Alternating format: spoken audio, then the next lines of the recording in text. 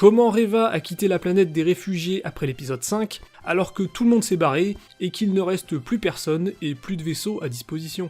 Alors bien sûr, il y avait peut-être d'autres véhicules ailleurs sur la planète, mais dans tous les cas, il faut le montrer. Parce que dans les faits, le personnage se téléporte sur Tatooine d'un épisode à l'autre, et on nous explique jamais comment.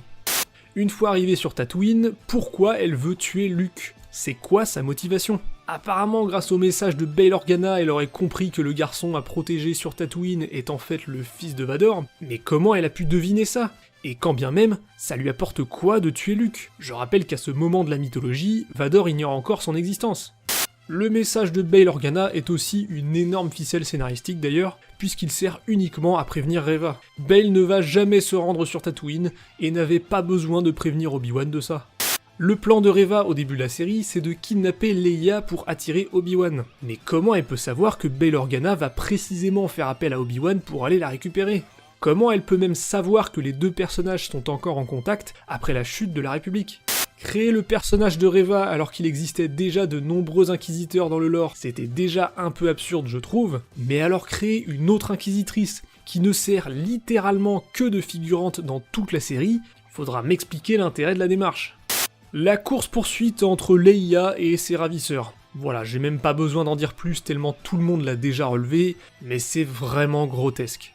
Tiens, en parlant de grotesque, qu'est-ce que c'est que ce déguisement ridicule pour s'enfuir de la base impériale? Il y avait 1000 autres moyens moins absurdes de cacher Leia, genre dans une caisse de transport ou n'importe quoi d'autre de plus crédible. Là, c'est littéralement le déguisement humain de Denver le dinosaure ou de Scooby-Doo. C'est juste pas possible.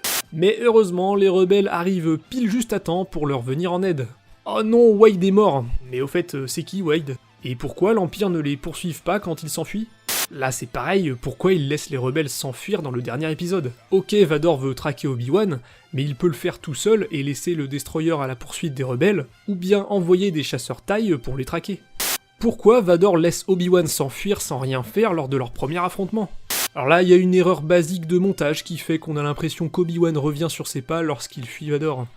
Ça aussi, ça a déjà beaucoup été relevé, mais au lieu de se faire chier à éteindre la barrière électrique, il aurait pu tout simplement la contourner, comme nous le montre ce superbe plan du dessus.